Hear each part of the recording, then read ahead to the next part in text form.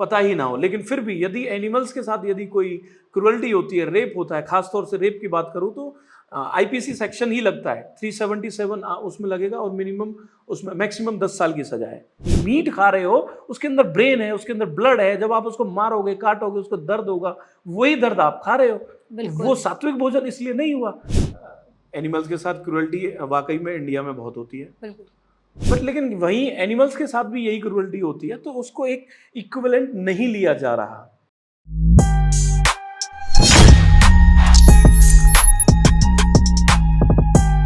नमस्कार सर।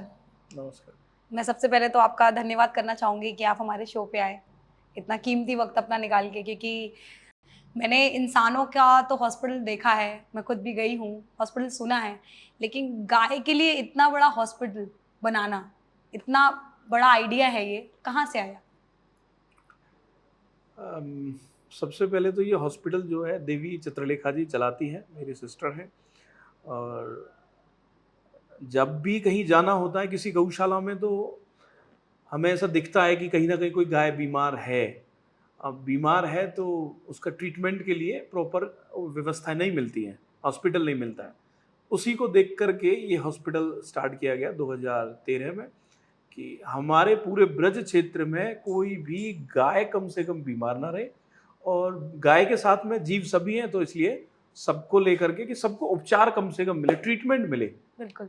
उसे लेकर के ये हॉस्पिटल 2013 में स्टार्ट हुआ। कितनी कठिनाइयाँ आई होंगी आपको इस शुरुआत करने में?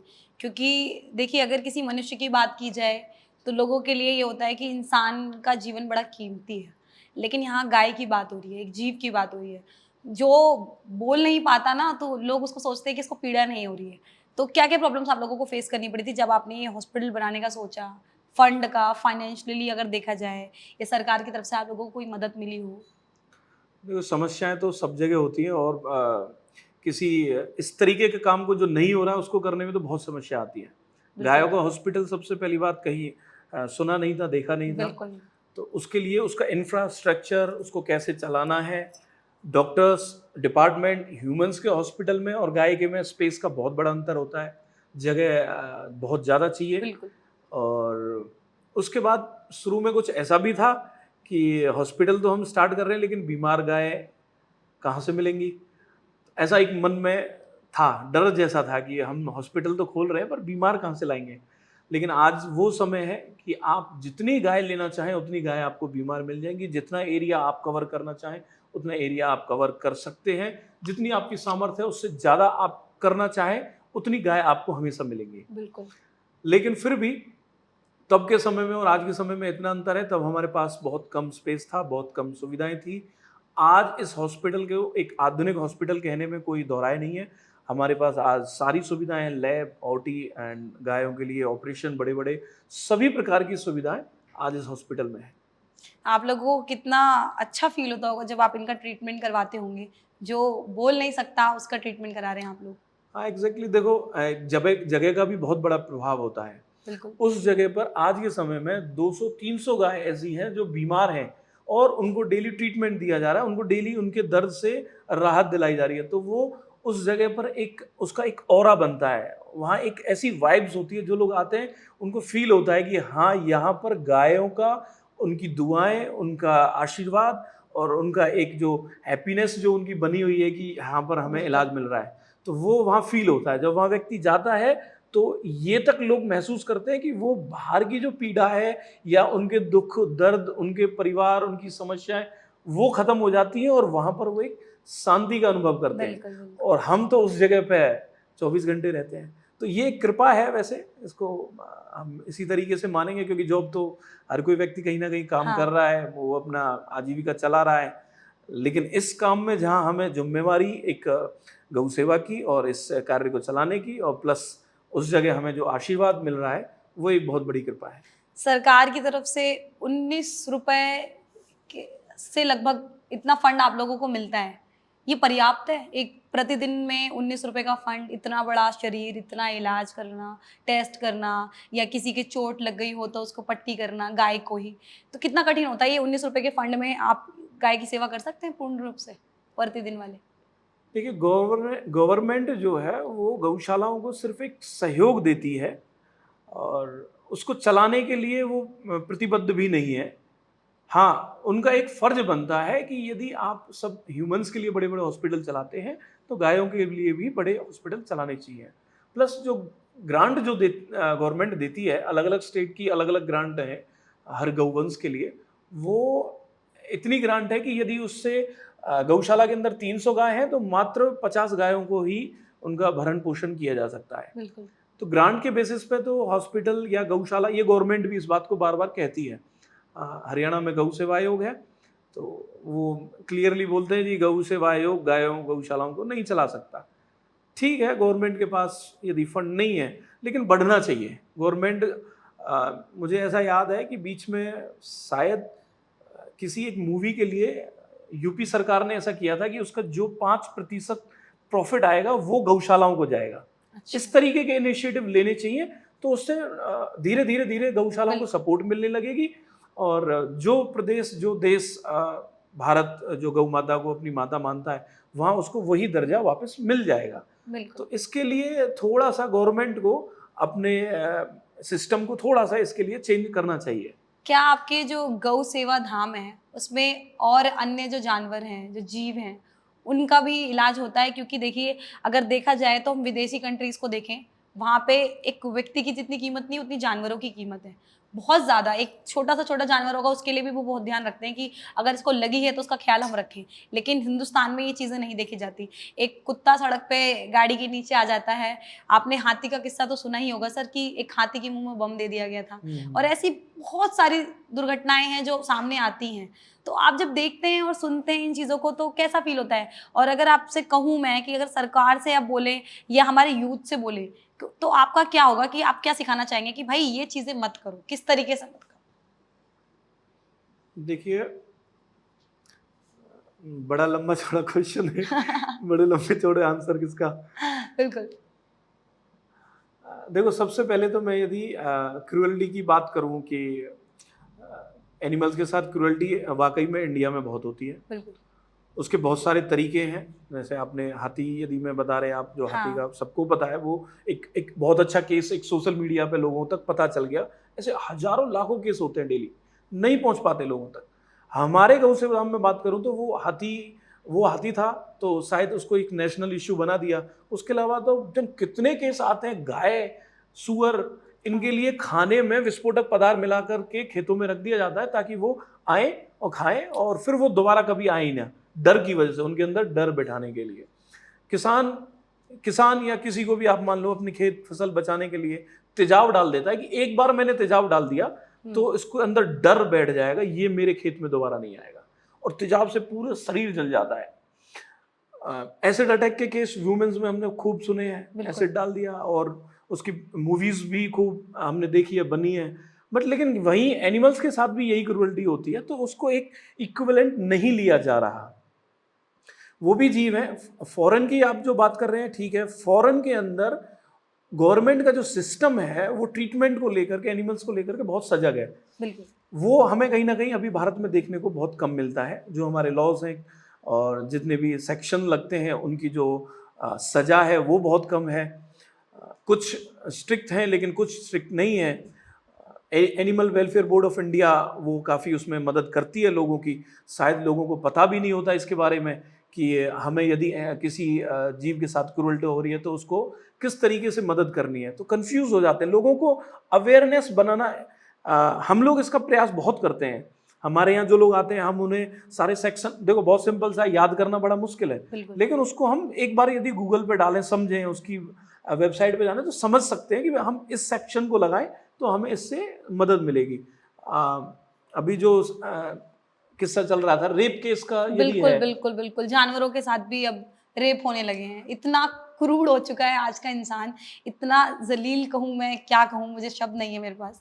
आप तो समझ ही सकते हैं इस चीज़ को। एग्जैक्टली। देखो, मानसिकता मनुष्य की कभी भी खराब हो सकती है, ये बिल्कुल। कलयुग है। अब उसमें लेडीज़ों के साथ भी रेप होते हैं, तो वही एनिमल्स के साथ भी रेप होते हैं।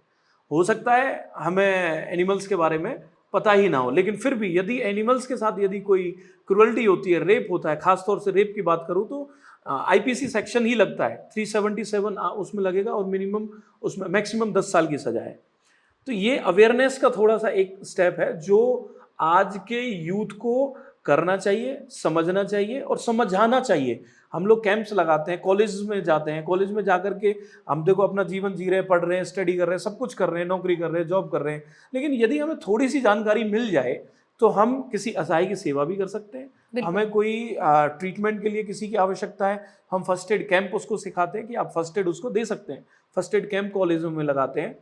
उसके अलावा कुछ क्लॉज, कुछ सेक्शंस होते हैं जिनके माध्यम से हम यदि कोई क्रूरल्टी देखते हैं तो हम उसको रोक सकते हैं। सर आप सेक्शंस की बात कर रहे हैं, अगर कोई व्यक्ति जा रहा है पुलिस कंप्लेंट लिखाने के लिए कि भाई देखो इस जानवर के साथ ये समस्या आई है, तो मैंने कई बार ऐसे केसेस भी देखे हैं कि लिखते ही नहीं है, जानवर है कोई बात नहीं।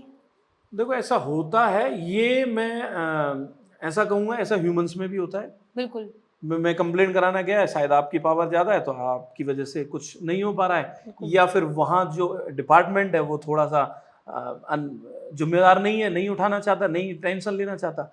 ये ह्यूमंस में भी है, ये एनिमल्स में भी है, लेकिन इसके लिए प्रोविजन ह्यूमंस में भी है और एनिमल्स के लिए भी है। मैं जो बता रहा हूँ AWBI, animal welfare board of India, Haryana, sorry all over India की ये अपनी एक सोसाइटी है, गवर्नमेंट बॉडी है। यदि आपको कहीं भी कोई भी क्रूरल्टी आपको मिलती है और उसकी कोई सुनवाई नहीं हो रही है तो आप सिंगल मेल कीजिए AWBI में, आप उसको उसी डिस्ट्रिक्ट के, उसी कलेक्टर, उसी SP के द्वारा आपको उसका जरूर समाधान मिलेगा। बिल्कुल। तो ये सिर्फ अवेयरनेस की वजह से कि हमें अभी शायद उस चीज़ का पता नहीं है कि हमें कोई क्रूरल्टी मिलती है तो हम उसके लिए कदम उठाना चाहते हैं, लेकिन हमें लगता है कि जैसे पुलिस जो है सपोर्ट नहीं करेगी, बिल्कुल। गए उसने नहीं किया तो अब क्या करें। तो उसके लिए हमारे पास प्रोविजन है, हम आगे जा सकते हैं और यदि उसमें हमारे साथ प्रॉपर हमारे पास एविडेंस होंगे तो उसको सजा भी बहुत अच्छे से मिलेगी। आपने कौन सी मेल बताई सर? अभी आपने एक मेल मेल, बताई। हाँ, ये वेबसाइट है, ये गवर्नमेंट की हमारी वेबसाइट है, animal welfare board of India. बिल्कुल। मीन्स ये एक बोर्ड है, पैनल है, उसके अंदर वेबसाइट भी है, मेल भी है। आप सिंपली गूगल में डालो animal welfare board of India, बिल्कुल। उसके अंदर आपको सारी जानकारी मिलेगी, सेक्शंस भी बताए जाएंगे, उसमें सारा क्लोज है कि आप यदि ये क्रूरता हुई है तो इसके खिलाफ ये सेक्शन लगाइए, ये लगाइए, वहाँ जाइए, इस तरीके से आप कर सकते हैं। तो ये अवेयरनेस का एक पार्ट है। इसके लिए थोड़ा समय हम लोग कैंप लगाते हैं इसके लिए, तो वो एक लंबाई प्रोसीजर बन जाता है, बहुत सारी चीज़ें हैं। इसके अलावा हर डिस्ट्रिक्ट में हर एक डिस्ट्रिक्ट के अंदर SPC एक सोसाइटी है, गवर्नमेंट की सोसाइटी है, वो भी यही काम करती है क्रूरल्टी के खिलाफ। Society for prevention against cruelty to animal, वो भी यही काम करती है। आप जरूरी नहीं है आप AWBI में, अपनी डिस्ट्रिक्ट में जाएं, डिस्ट्रिक्ट में जाकर के आप SPCA से जुड़ सकते हैं। करना कुछ नहीं है, आपको क्रूरल्टी मिली, अपने टीम मेंबर से संपर्क किया, ग्रुप बना हुआ ऑलरेडी, सोसाइटी है, उस सोसाइटी से संपर्क किया, उसने आगे एक्शन लिया। बिल्कुल। ये अवेयरनेस है। इसके लिए तो कैंप हम लोग लगाते हैं और ये शॉर्ट में मैंने बता दिया, इनको आप और अच्छे से ब्रीफ में यदि बिल्कुल, पढ़ना बिल्कुल चाहें सर, बिल्कुल। तो ये, लेकिन हर एक युवा का कर्तव्य है। एक तो लोगों के अंदर से मानवता खत्म हो चुकी है सर। अगर हम सरकार को दोष दें कि सरकार ने ये नहीं किया या वो नहीं किया, सरकार सिर्फ लॉज लगा सकती है, एक्ट लगा सकती है या काम कर सकती है जानवरों के लिए, लेकिन उसके अंदर जो लोग ऐसे बसे हुए हैं जिनके अंदर एक मानवता खत्म हो चुकी है, इंसानों के लिए क्या जानवरों के लिए भी, उनका क्या कर सकते हैं हम? उनका तो कुछ नहीं कर सकते ना सर। बिल्कुल। सर आपका जो ये हॉस्पिटल है इतने बड़े लेवल पे चल रहा है, 10 से 13 साल हो चुके हैं इस हॉस्पिटल को, तो फंड्स तो आते ही होंगे सर इसमें, जाहिर सी बात है। तो जो फंड्स आते हैं वो कैसे आते हैं, कहाँ से आते हैं, और आप उनको यकीन कैसे दिलाते हैं कि ये जो फंड आ रहा है आपका वो सही जगह पे ही लग रहा है, हम इसका कोई गलत फायदा नहीं उठा रहे? ये हमारी स्टार्टिंग से पूरे परिवार की एक ऐसी भावना है, यदि कोई हमें 1 रुपये दे रहा है तो उसका 1 रुपये सबसे पहले उसके देने से पहले वो खर्च हो जाना चाहिए। मतलब उसको, यदि उसने किसी एक वस्तु के लिए, हमारे पिताजी का एग्जाम्पल है कि यदि वो कहीं बाहर जाते हैं, कथाओं में जाते हैं या जिस भी डोनर से कभी मिलेंगे, कभी किसी की भावना हुई कि जी मैं आपको एक एम्बुलेंस देना चाहता हूँ, हाँ। कंफर्म हो गया, उसने एम्बुलेंस देने का बोला, तो उससे पहले हम उसका प्रोसीजर स्टार्ट कर देते हैं कि हम उसके डोनेशन देने तक, उससे पहले हम उसको एम्बुलेंस ला के दिखा दें कि आपने दिया, उससे पहले हमने खरीद लिया। तो ये हम दिखाने के लिए नहीं, जब हमें कोई दे रहा है वो हमारे लिए नहीं दे रहा, वो दे रहा है उस सेवा के लिए, उस सेवा को हम उससे पहले करने का प्रयास करते हैं। बिल्कुल। और रही बात डोनेशन की, संस्था चलाने के लिए हर किसी संस्था को डोनेशन चाहिए, और उसके लिए देवी चित्रलेखा जी जो कथाएं करती हैं वो सारा डोनेशन, अपनी कथाओं का, अपनी इनकम, अपनी आय, सब कुछ इस हॉस्पिटल को समर्पित कर देती है। जी। उसी से ये हॉस्पिटल चल रहा है, ना किसी ग्रांट से, ना किसी के विशेष सहयोग से, सिर्फ देवी जी के माध्यम से ये हॉस्पिटल चल रहा है। आज भी अप्रोक्स हम हॉस्पिटल की बात करें तो हर महीने का एक बहुत बड़ा खर्च जो अप्रोक्स 30-35 लाख रुपए कम से कम होगा, वो सिर्फ देवी जी के माध्यम से चलाया जा रहा है। बिल्कुल।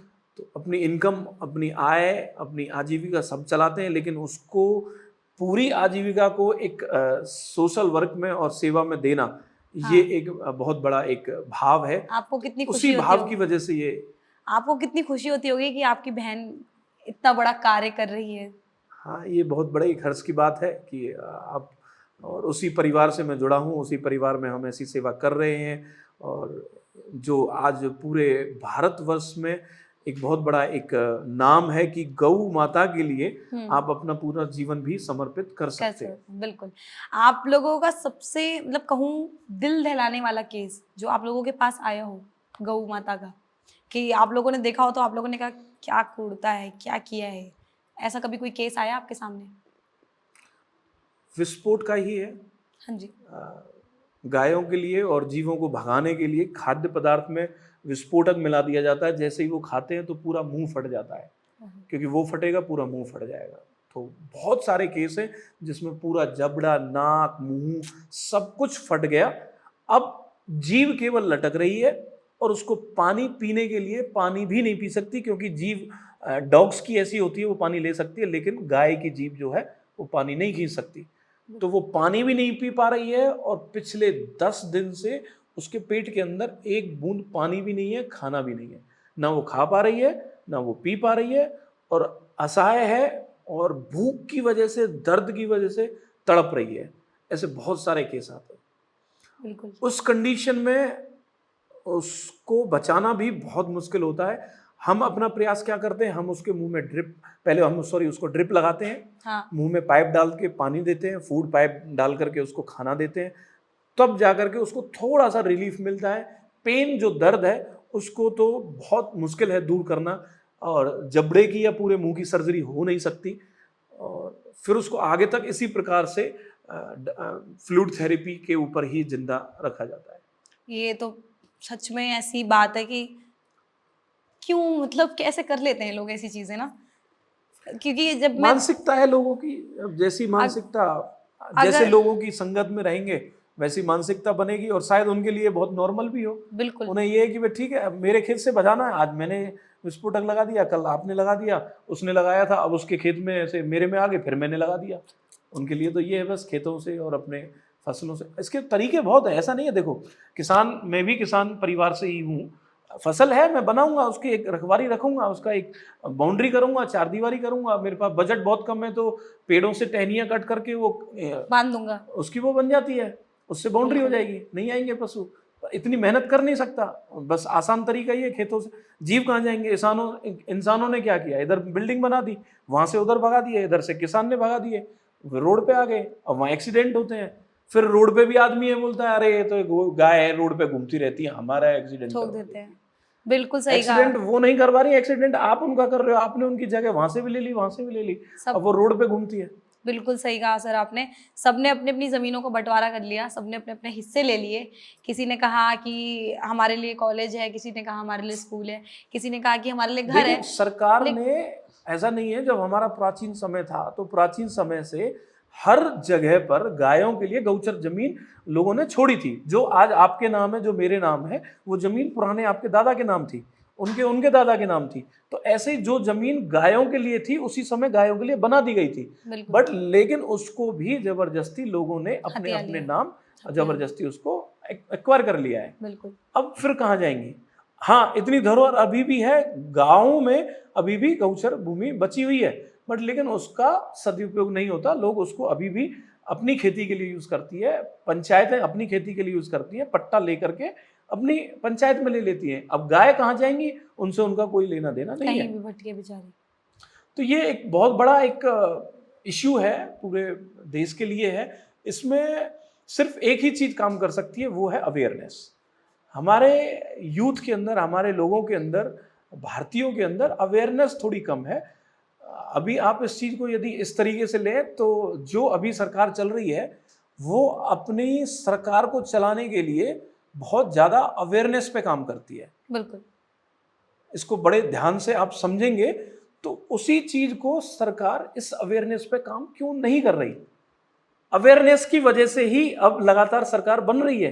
चाहे आप उसको वोट के बैंक पे ले लो, वोटिंग करनी है, ऐड आ रही है, बार-बार ऐड आ रही है, वोट करना है, किस लिए वोट करना है, वोट के तरीके, सब अलग-अलग बताया जा रहा है। अलग-अलग सेलिब्रिटीज़ आ रहे हैं, अलग-अलग ऐड बना रहे हैं कि आपको ऐसे वोट देनी है या मेरा हक है, मुझे वोट देना है, तो उसको अवेयर किया जा रहा है कि आपको वोट देनी है। बिल्कुल। तो वो अवेयरनेस एनिमल्स के लिए नहीं की जा रही है, इसलिए ये समस्या हो रही है। आज एक राह चलते व्यक्ति को कुछ भी जानकारी नहीं है किसी भी जीव के लिए, किसी भी एनिमल के लिए, उसकी सहायता के लिए, उसके लिए ट्रीटमेंट के लिए सेंट्रल गवर्नमेंट ने बनाए हैं, बट लेकिन उनकी भी उनको जानकारी नहीं है। आपकी खुद की भी एक सर्विस है, खम्बानी सर्विस, जिसमें आप लोगों को फूड प्रोवाइड करते हैं। और वो फूड किस प्रकार का होता है? वो सैंडविच होता है, पिज़्ज़ा होता है, बर्गर होता है। एक तरफ आप ये भी कह रहे हैं कि ये स्वास्थ्य के लिए अच्छा नहीं होता, आपकी बॉडी को वीक कर देता है, और एक तरफ आप भी ऐसी सर्विसेज चला रहे हैं। देखिए, इंग्रेडिएंट के ऊपर बहुत सारी चीज़ें डिपेंड करती है, ऐसा नहीं है। और दूसरा, हम जो बनाते हैं, हम जो खिलाते हैं, हम जो दे रहे हैं लोगों को, हमारा मन का भाव है कि वो प्रसाद है। उसके अंदर गाय का घी हम इस्तेमाल करते हैं, गाय का दूध हम इस्तेमाल करते हैं, दही इस्तेमाल करते हैं, छाछ इस्तेमाल करते हैं। तो उससे हमें, और ये हमारा पुराने समय का खाद्य पदार्थ है, बट उसका शेप, साइज़ और उसका टेस्ट वो आज मॉडर्न जो लोगों को चाहिए उसके अनुसार हमने उसको चेंज कर दिया है।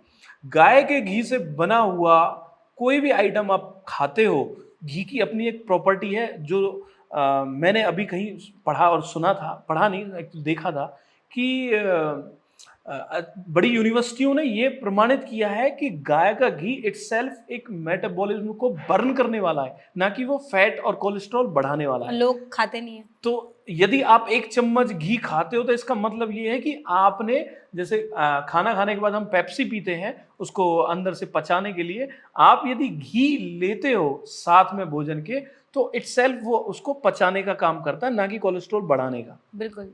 और गाय के घी में, गाय के दूध में ऑब्वियसली कोलेस्ट्रॉल बहुत कम होता है।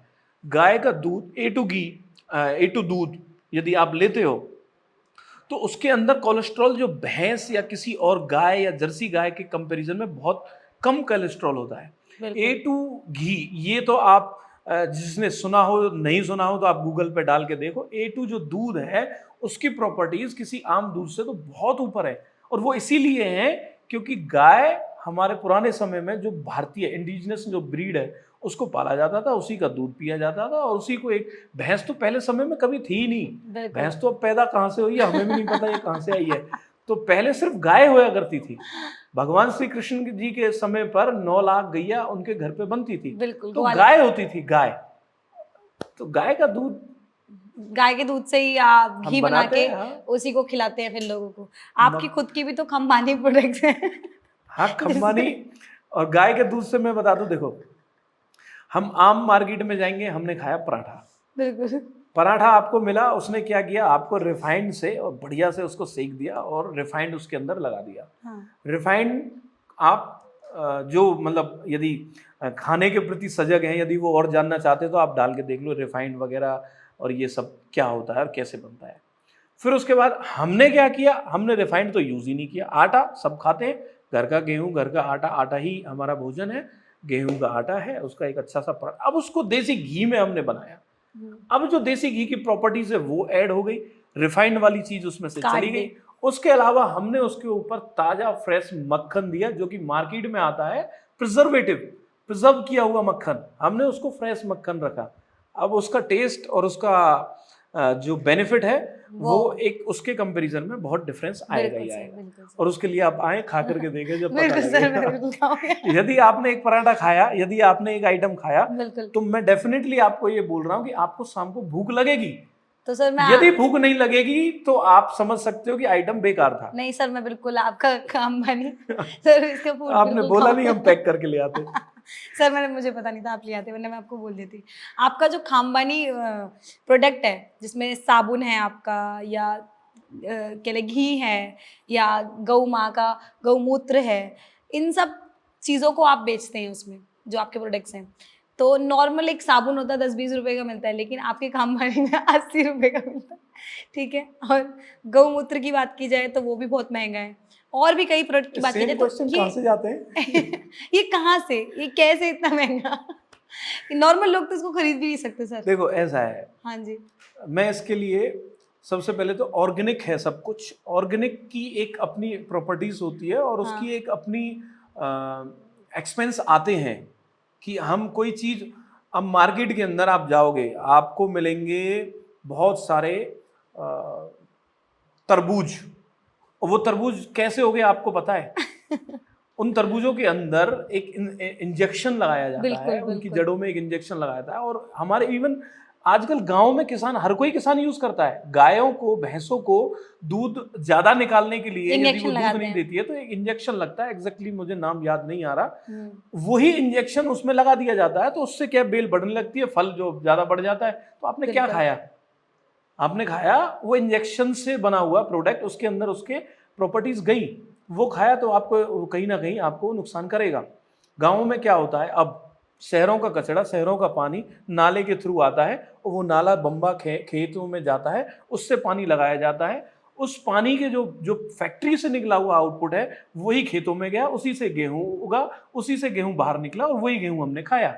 बिल्कुल तो सर। ये सारी चीजें क्या करती हैं, हमारे शरीर के अंदर वो प्रॉपर्टीज एंटर कर देती हैं, उसी की वजह से आपको कैंसर है, उसी की वजह से ये आपको हार्ट अटैक की बीमारी है। बिल्कुल। इसी से बचने के लिए जो चीज ऑर्गेनिकली, यानी कि उसके अंदर कोई केमिकल यूज नहीं किया गया हो, उसके अंदर केमिकल का वाटर यूज नहीं किया गया हो, उसको फ्रेश तरीके से उगाया गया हो, बनाया गया हो, उसकी प्रोसेसिंग जो है उसके अंदर कोई केमिकल नहीं ऐड किया गया हो, वो ऑर्गेनिक जो प्रोडक्ट है आजकल सब यूज कर रहे हैं, बड़ी बड़ी कंपनियां बना रही हैं।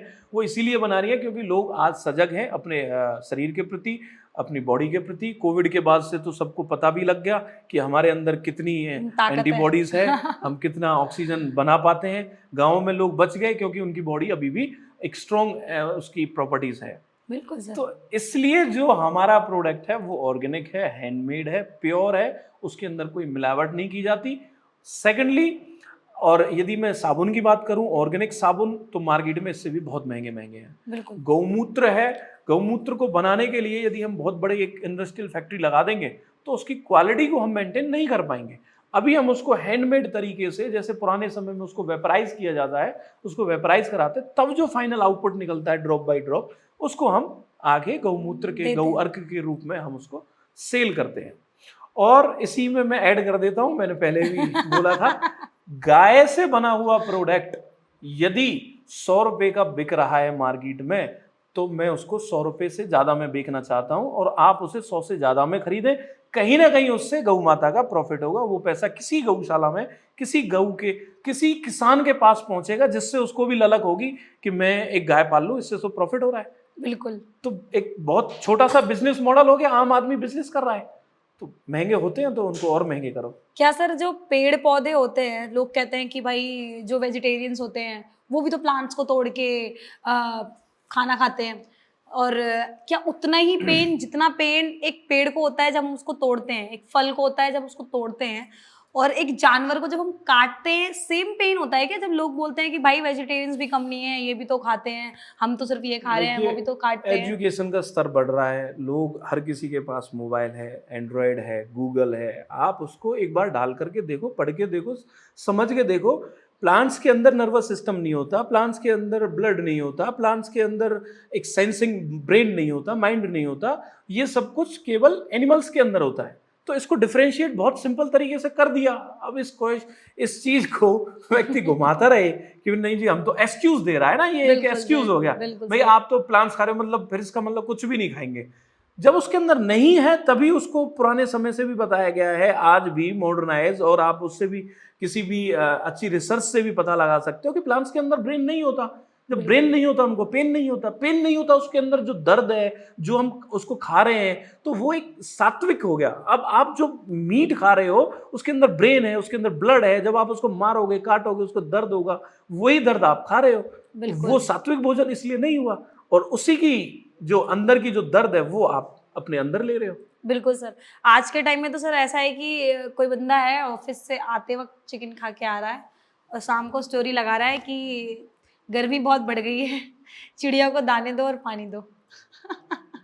ये मेंटलिटी है। देखो, सोशल मीडिया एक अच्छा प्लेटफॉर्म भी है और एक गलत प्लेटफॉर्म भी है। हाँ, लोगों को ऐसा अपना स्टेटस दिखाने के लिए ऐसा करना पड़ता है कि भाई मैं अच्छे काम कर रहा हूँ, बिल्कुल। लेकिन बैकग्राउंड में क्या कर रहा हूँ वो मुझे ही पता है। तो अपनी खुद की आत्मा से आप पूछें कि आप अच्छा काम करने के लिए बता रहे हो, लोगों को प्रेरित कर रहे हो, लेकिन आप खुद गलत काम क्यों कर रहे हो, और कर रहे हो तो उसका उसका फल आपको मिलेगा, बिल्कुल। चाहे आप सोशल मीडिया पे डालो चाहे मत डालो। सर जो ये गायें होती हैं इनके रंग एकदम अलग-अलग होते हैं। कोई हम्म। लाल रंग की होती हैं, कोई ब्राउन होती हैं, कोई ब्लैक होती है, कोई व्हाइट होती है। तो क्या इनके अलग-अलग गाय के दूध में अलग-अलग तरह की क्वालिटीज़ होती हैं कि ये ज़्यादा आपकी बॉडी को अच्छा स्वस्थ बनाती है या काली गाय का दूध पीने से हमारी आँखों में रोशनी या क बॉडी में चमक भ्रम आती है? भ्रम को यदि दूर करें हाँ, कि कोई आपने किसी ने बता दिया आप काली वाली गाय का बछड़ा है, उस बछड़े का दूध लो तो आपको, ये भ्रम को यदि दूर करें तो हाँ, प्रॉपर्टीज तो होती हैं। यदि हम गिर गाय की बात करें तो गिर गाय के दूध के अंदर अलग प्रॉपर्टीज हैं। यदि हम थार पारकर जो वाइट कलर की है उसकी अलग है, और एक गाय वाइट कलर की हरियाणा नस्ल की है उसकी अलग है, और एक गाय है वाइट ब्लैक मिक्स जिसको हम बोलते हैं जर्सी गाय, जो आम रोडों पर आपको मिल जाएगी या डेयरीज में जो मिलेगी, हाँ, हाँ। वो एचएफ नस्ल होती है। हाइब्रिड उसको बनाया गया है, उसको इन्वेंट किया गया है। तो उसके अंदर प्रॉपर्टीज अलग ही हैं। उसकी प्रॉपर्टीज है सिर्फ और सिर्फ एक बहुत सारा दूध देना। तो उस दूध के अंदर लेकिन वो क्वालिटीज नहीं है। इंजेक्शन से है वो। हम इंजेक्शन से होता है क्या उसका दूध? नहीं, वो ब्रीड ही अलग है। एचएफ ब्रीड जो गाय होती है, जो सफेद और सफेद सफेद कलर के पैचेस होते हैं उसके ऊपर, हाँ, ये हाँ। हाइब्रिड जो गाय होती है, इन गायों को डेवलप किया गया है, एक नस्ल बनाई गई है, अच्छी नस्ल। तो वो नस्ल सिर्फ दूध प्रोडक्शन के लिए, एक गाय एक टाइम में 20 से 25 लीटर दूध देती है। बिल्कुल। तो 20-25 लीटर दूध कहाँ से देगी? वो उसको, उसकी बॉडी ऐसी बनाई गई है, उसको डेवलप किया गया है। उस दूध की प्रॉपर्टी अलग है, एचएफ गाय की अलग है, हरियाणा नस्ल जो है उसकी अलग है। लाल कलर की जो गाय है जिसमें राठी हो गई, साहिवाल हो गई, गिर गाय हो गई, इन सब के दूध की प्रॉपर्टी थोड़ी अलग हैं। और इंडियन जो ब्रीड है जिसमें ये सारी हो गई, उनका सबका जो दूध है वो A2 माना गया है। उसके सर्वे और उसके रिकॉर्ड्स आपको मिल जाएंगे। उस दूध को किसी भी दूध से कंपैरिजन नहीं किया जा सकता। बिल्कुल। वो दूध दूध नहीं है, आप ये मान के चले, हमारे लिए तो वो अमृत है। कोलेस्ट्रॉल नहीं होता, वो मैंने बता दिया। और शुगर का इस्तेमाल बहुत बताया गया से है। लोग ये भी बोलते हैं, वीगन लोग आपने सुना होगा, तो वीगनिज्म सुना है आपने? नहीं, नहीं सर।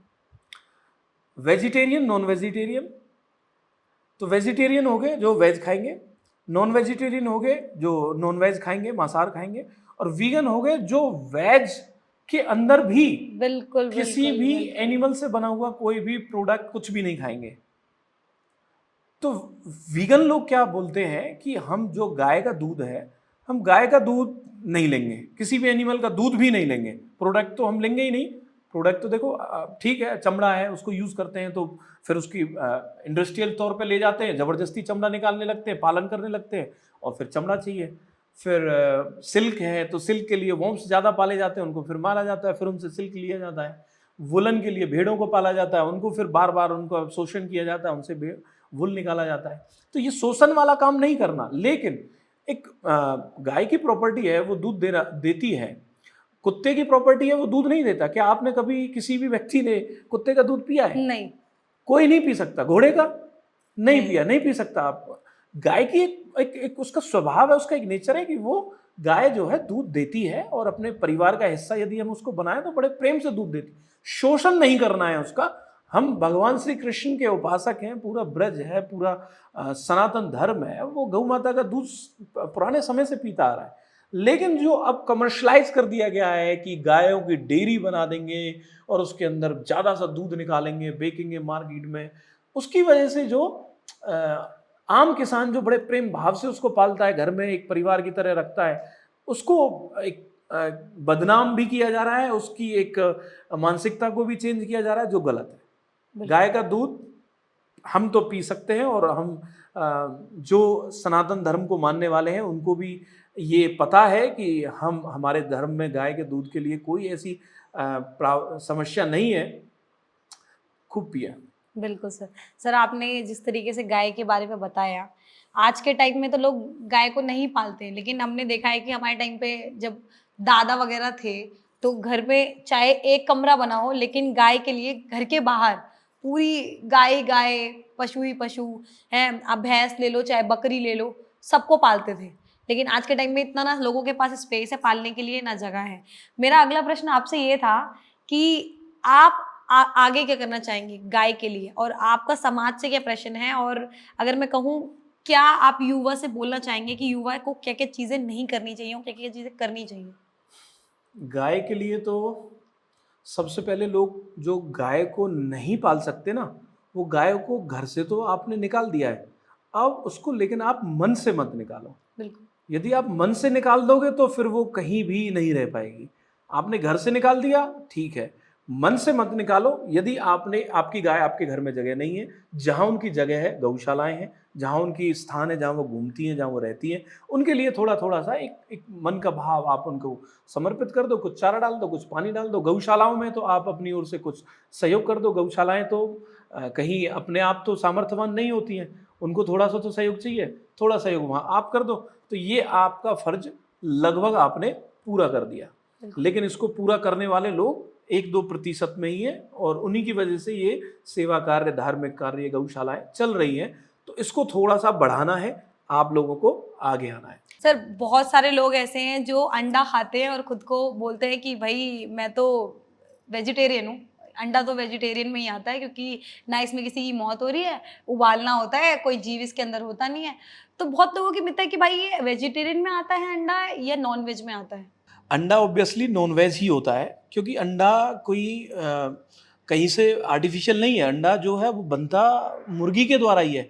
उसको आर्टिफ़िशियल एआई इंसेमिनेशन करा करके बार-बार प्रोड्यूस कराया जाता है, और लार्ज क्वांटिटी में कराया जाता है। तो लोगों ने बोलना शुरू कर दिया कि ये तो मशीन से बना हुआ अंडा, मशीन से नहीं बनता अंडा। बिल्कुल। उस अंडे को भी, जो भी अंडा आप खा रहे हो, उस अंडे को आप यदि थोड़ी-सी हीट दो तो हैच होगा, उसके अंदर से बच्चा निकलेगा। तो जब बच्चा उसके अंदर है, तो वो अंडा तो नॉन-वेज ही हुआ ना। बिल्कुल। तो अंडा खाना नॉन-वेज ही है। हाँ। सर, आपके हिसाब से जो राम राज्य है, वो क्या है? नहीं आता। बहुत सारी चीज़ें हैं राम राज्य के अंदर। मानव के अंदर द्वेष भावना हो, एक दूसरे के प्रति सद्भावना हो, ईर्ष्या कम हो, जीवों के प्रति दया हो, और सबको एक समान अधिकार, समान भाव। और उसके अंदर चाहे आपको मॉडर्न आज के समय की बात करूं, तो जो आज के समय में लोगों को अलग-अलग डिवाइडेशन भी कर दिया गया है, अलग-अलग उनको एक जाति के नाम पे भी बाँट दिया गया है, धर्म के नाम पे बाँट दिया गया है। इस सबको जब समान कर दिया जाएगा, यही राम राज्य है। बिल्कुल। किसी भी व्यक्ति को ना मैं छोटा दिखूँ, ना मैं बड़ा दिखूँ, या किसी भी व्यक्ति के लिए कुछ चीज़ें ज़्यादा उसको उपलब्ध करा दी गई, किसी को कम करा दी गई। जब ये बिल्कुल समान हो जाएगा सभी जीवों के लिए, इंसानों के लिए, तो राम राज्य ही माना जाएगा। सर, आपको कभी प्रेम नहीं हुआ? क्योंकि आप जिस हिसाब से गायों को प्रेम करते हैं, लोगों के आपकी बातों में ना एक प्रेम दिखता है। आप इतनी देर से मैं आपके साथ बैठी हुई हूँ, मुझे एक पॉजिटिविटी फ़ील हो रही है। आप जब एक बात बोल रहे हैं ना, तो ऐसा लग रहा है कि हाँ, कोई बात में सच्चाई है। तो कभी प्रेम वगैरह नहीं हुआ आपको, या हुआ देखो, भी है तो आपने कही नहीं? प्रेम की परिभाषा को आप कैसे डिफाइन करेंगे? आज मैं आपसे बात कर रहा हूँ, आप बड़े खुश हैं, मैं खुश हूँ, हाँ। ये भी एक प्रेम है। बिल्कुल।